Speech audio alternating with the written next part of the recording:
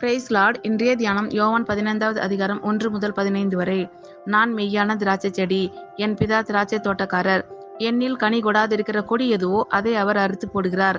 கனி கொடுக்கிற கொடி எதுவோ அது அதிக கனிகளை கொடுக்கும்படி அதை சுத்தம் பண்ணுகிறார்.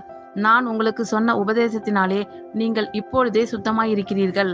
என்னில் நிலைத்திருங்கள், நானும் உங்களில் நிலைத்திருப்பேன்.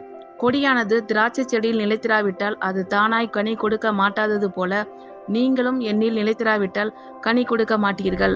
நானே திராட்சை செடி, நீங்கள் கொடிகள்.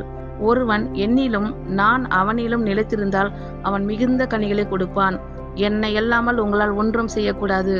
ஒருவன் என்னில் நிலைத்திராவிட்டால் வெளியே எரிவுண்ட கொடியைப் போல அவன் எரிவுண்டு உலர்ந்து போவான். அப்படிப்பட்டவைகளை சேர்த்து அக்கினியிலே போடுகிறார்கள், அவைகள் எரிந்து போம். நீங்கள் என்னிலும் என் வார்த்தைகள் உங்களிலும் நிலைத்திருந்தால் நீங்கள் கேட்டுக்கொள்வது எதுவோ அது உங்களுக்கு செய்யப்படும். நீங்கள் மிகுந்த கனிகளை கொடுப்பதினால் என் பிதா மகிமைப்படுவார். எனக்கும் சீஷராய் இருப்பீர்கள். பிதா என்னில் அன்பாய் இருக்கிறது போல நானும் உங்களில் அன்பாய் இருக்கிறேன். என்னுடைய அன்பிலே நிலைத்திருங்கள். நான் என் பிதாவின் கற்பனைகளை கைக்கொண்டு அவருடைய அன்பிலே நிலைத்திருக்கிறது போல நீங்களும் என் கற்பனைகளை கைக்கொண்டிருந்தால் என்னுடைய அன்பிலே நிலைத்திருப்பீர்கள். என்னுடைய சந்தோஷம் உங்களில் நிலைத்திருக்கும்படிக்கும் உங்கள் சந்தோஷம் நிறைவாய் இருக்கும்படிக்கும் இவைகளை உங்களுக்கு சொன்னேன். நான் உங்களில் அன்பாய் இருக்கிறது போல நீங்களும் ஒருவரில் ஒருவர் அன்பாய் இருக்க வேண்டும் என்பதே என்னுடைய கற்பனையாய் இருக்கிறது. ஒருவன் தன் சிநேகிதருக்காக தன் ஜீவனை கொடுக்கிற அன்பிலும் அதிகமான அன்பு ஒருவரிடத்திலும் இல்லை.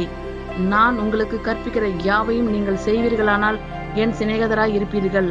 இனி நான் உங்களை ஊழியக்காரர் என்று சொல்லுகிறதில்லை. ஊழியக்காரன் தன் எஜமான் செய்கிறதை அறிய மாட்டான்.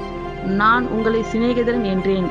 ஏனெனில் என் பிதாவினிடத்தில் நான் கேள்விப்பட்ட எல்லாவற்றையும் உங்களுக்கு அறிவித்தேன். ஆமென். கர்த்தர் உங்கள் அனைவரையும் ஆசீர்வதிப்பாராக. God bless you all.